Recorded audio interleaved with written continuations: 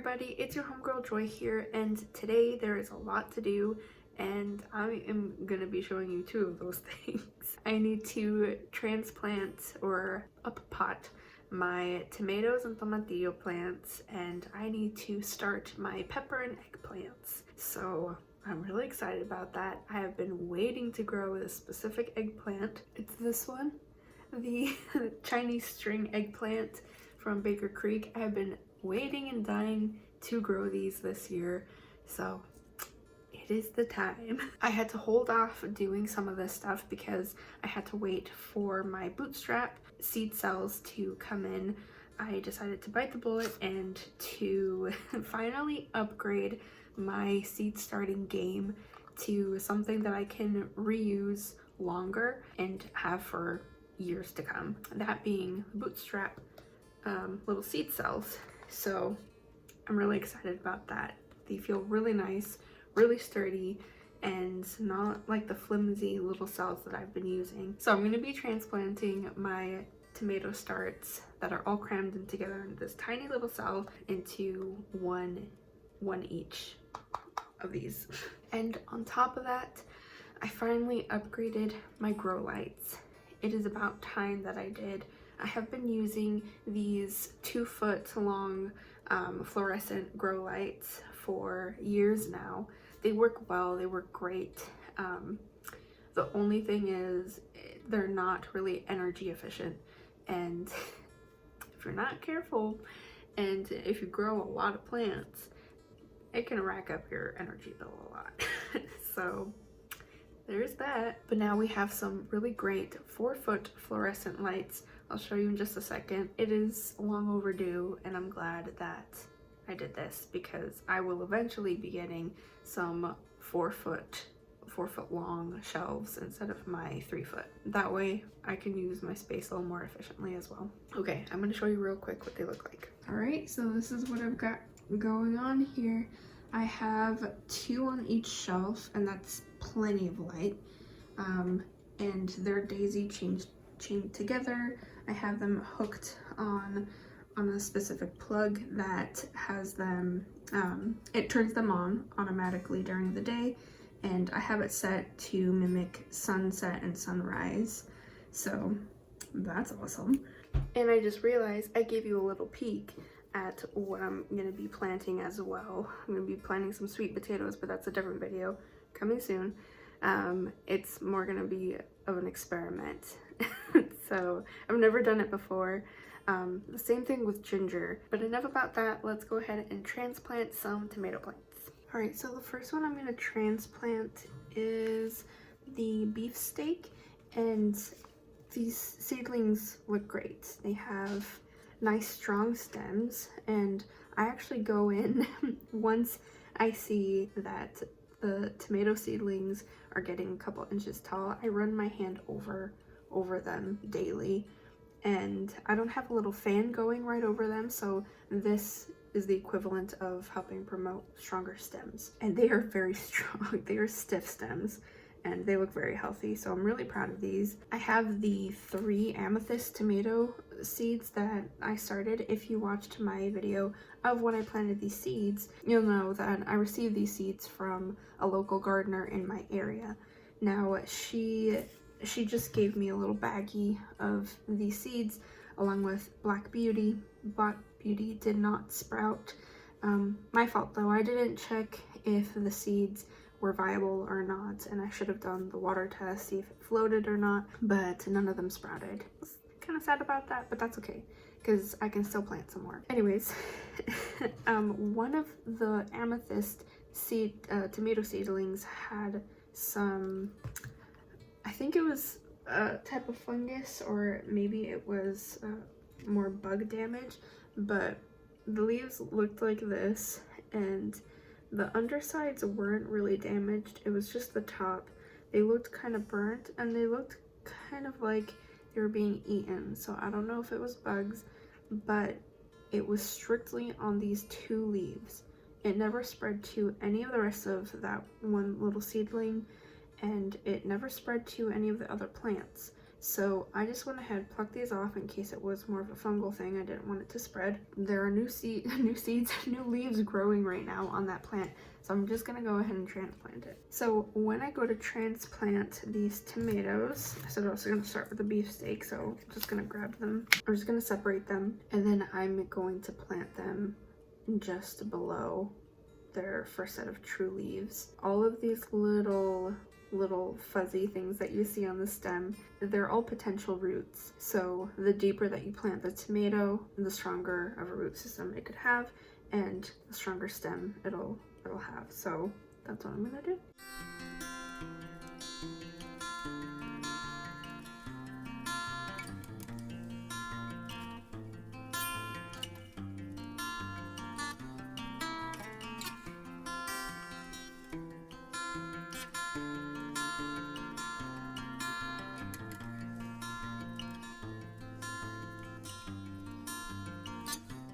There you have it. This is the first little transplant.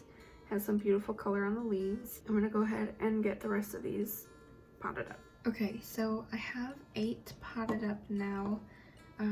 This is gonna give them plenty of room to get bigger. So I have 2 extra that I could plant. I tried really hard to pick the strongest looking plants. I struggle so much with that. I tend to have a really hard time thinning out my seedlings. It is so hard for me to just pick out one that could potentially become a full-grown producing plant and tossing them for one that's a little bigger or looks a little stronger. There is nothing wrong with thinning your plants, by the way. It is actually really good to thin them out because you're giving space for the stronger plant to grow. Therefore, you have a better chance of a better producing plant, a healthier plant, and one that will produce sooner. Like I said, I struggle with that because every single seedling is a potential for a producing fruit in my eyes. I know that is not the best way to look at it. So I'm trying to change that, and I'm trying to pick out the number of plants that I want and not having so many extra to the point where I have nowhere to put them. I need to tell myself I'm good with 8 tomato, or not even 8 tomato plants. I have a lot more than that. I am good with 8 beefsteak tomato plants. I'm good with it. That's that. That was my thought process, and now I'm gonna discard of those 2 that I said have a potential. I'm gonna go ahead and I'm gonna transplant the tomatillo plants. I have 8 of those exactly, so I'm good. Okay, so the tomatillo plant is a part of the nightshade family, and they're just like the tomato. And they have the same little fuzzies going up the stem. Yeah, they benefit from being dug a little deeper as well. So I'm gonna be doing that. And these have gotten pretty leggy and tall. So I have plenty of room to work with when it comes to digging them a little deeper. Okay, so I finished transplanting the tomatoes. It took an hour.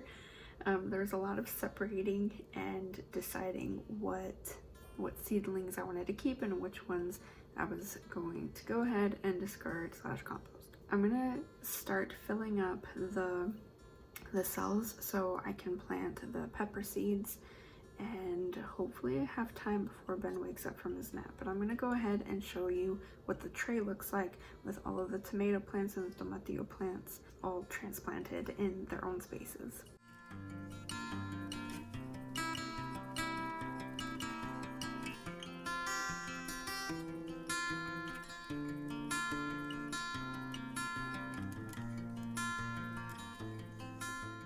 Okay, so I have the cells all filled up, and the peppers that I'm going to be planting are first the Anaheim chili. This is an heirloom seed that my mother actually gave to me. She sent this to me, so I'm really excited to try this. And I believe this is the pepper used for making chili powder, which I'm really excited about. I really want to make my own chili powder. Then I have the Italian pepperoncini. I believe that's how you pronounce it. I really like pickled Italian pepperoncini, and I want to try to recreate my own. I also have this early jalapeno, and I'm going to be doing the serrano chili again, and A new one is the poblano pepper. And this is the eggplant that I showed you that I want to be growing this year. I'm really excited about this. It's supposed to be a little more tender than normal eggplant and have a thinner skin, so we'll see how that goes.